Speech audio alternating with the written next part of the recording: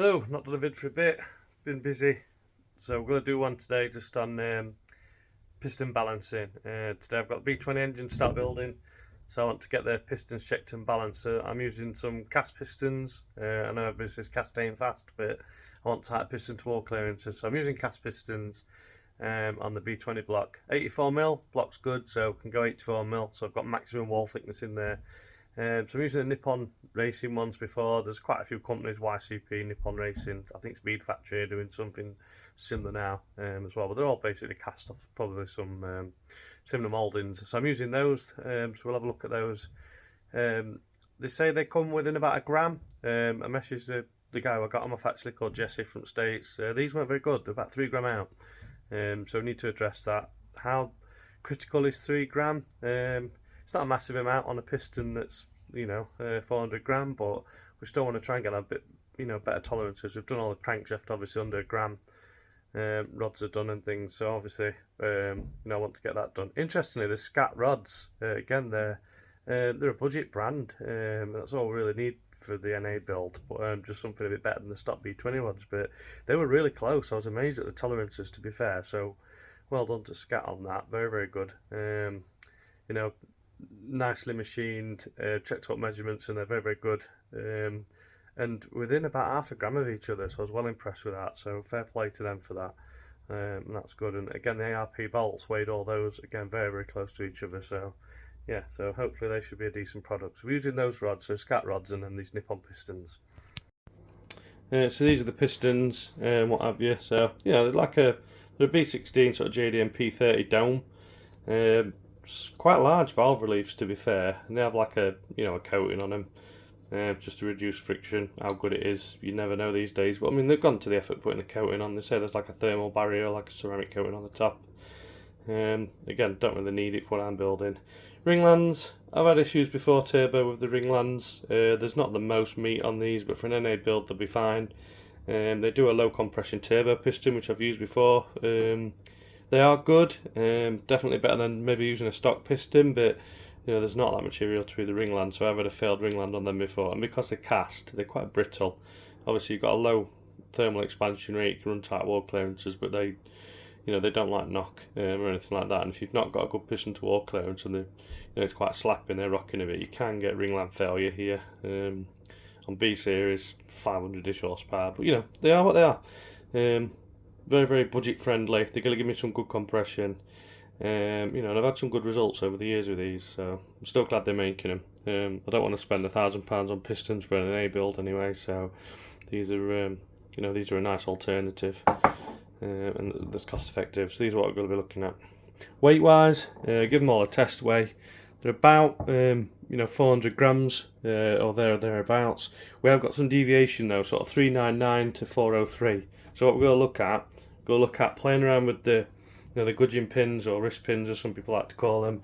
There's usually a little bit of deviation in those, so we'll look at those, and then obviously we'll look at balancing the pistons and stuff.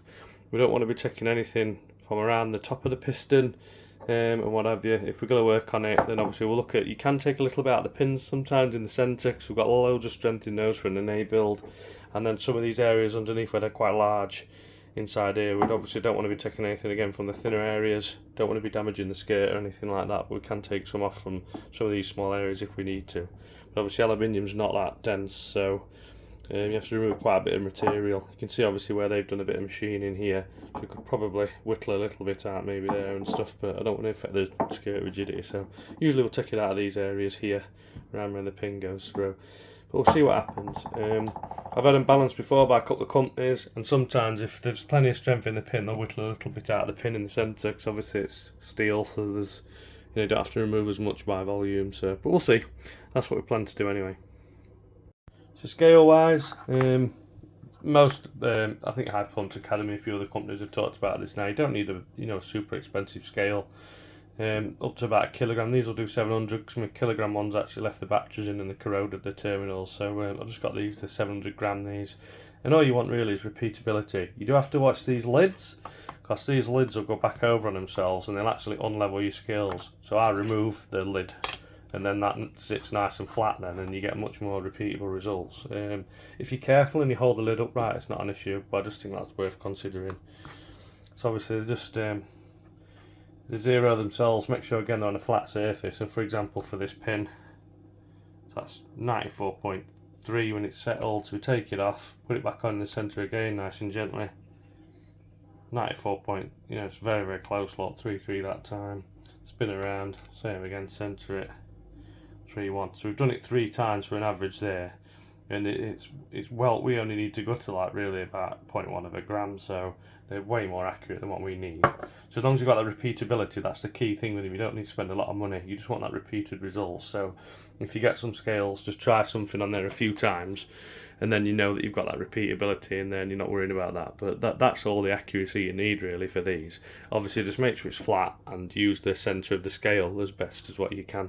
When you're doing larger things like pistons, and obviously that's something you've got to factor in, I tend to invert them and just run them on the dome. But you can get larger ones and things, but these are just like an Amazon special, but they work absolutely fine. You don't need to spend hundreds of pounds on scales. These are about £10-15 and they work fine. It's mainly that repeatability what you want. We're not really bothered if that's 94 gram or not. We don't really care about that so much for what we're doing. What we do want is every time the reading to be very close with the other one so we can get them balanced, because if they all read 94, that's lovely, but it doesn't really matter if they're 94 or 100, as long as every time we use those scales the repeatability is accurate. That's the key thing that we're interested in, is getting these components the same weight regardless of what they weigh.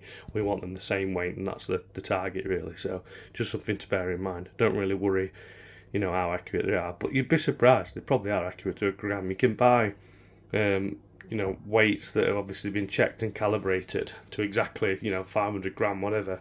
I've done it in the past. I had a precision weight somewhere, don't know where I've put it now, but for checking accuracy, and they're absolutely on the money. So they are pretty good these days. You don't really need to worry too much. Okay, so let's crack on. So obviously I'll just keep a note down. We'll do the pistons and the pins, then we'll do a final weight. You can write on them, but I'm going to do this. So we've got 307.2, so take that off, just invert it, try and stabilise it in the centre again. 307.2 again.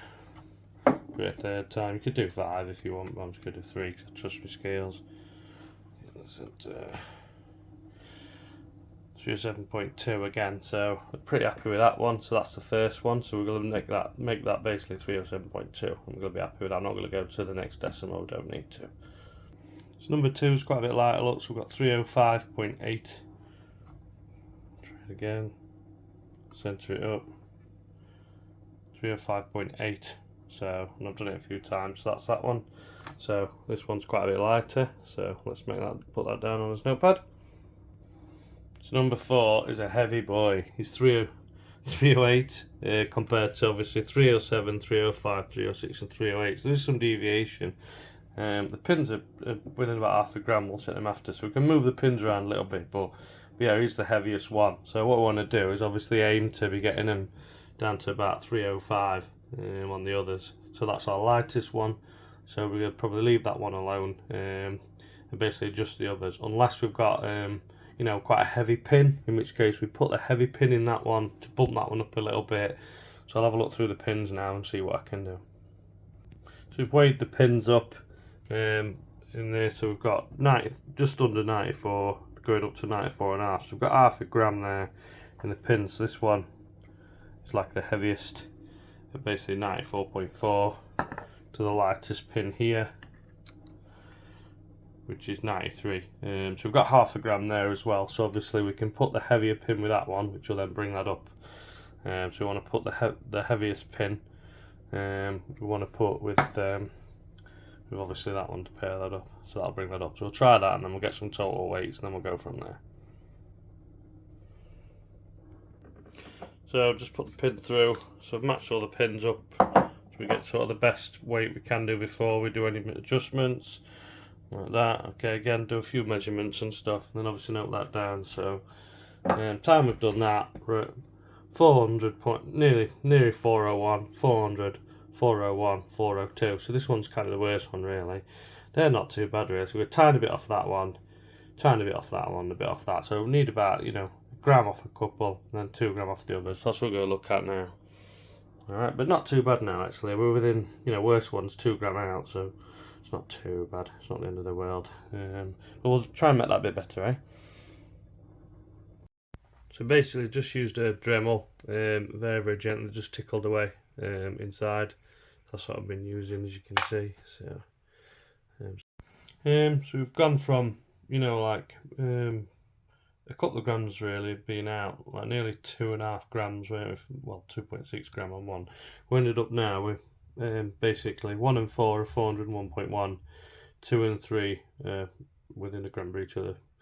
That's the lightest one obviously, and then 400.9 for that. So yeah, basically just tickled a tiny bit away from around this area on the ones that needed it.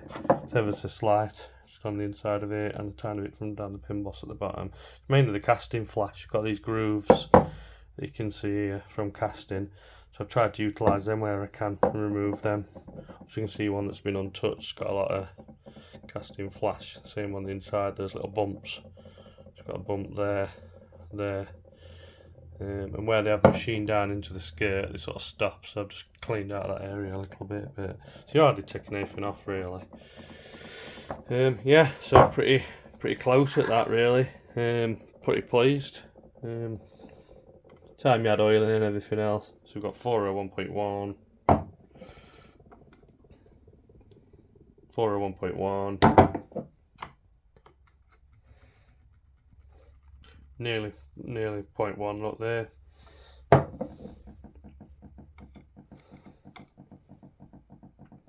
So that's the lightest one there, look, so within a gram. That's all Spoon used to do with theirs, or within a gram. So obviously we've got the clips and bits and bobs, we've got the rods as well. So what I'll probably do is the rods, I'll put the ones that are 0.5 gram, if you like lighter or heavier, with those to pair them up, then so it'll be extremely close.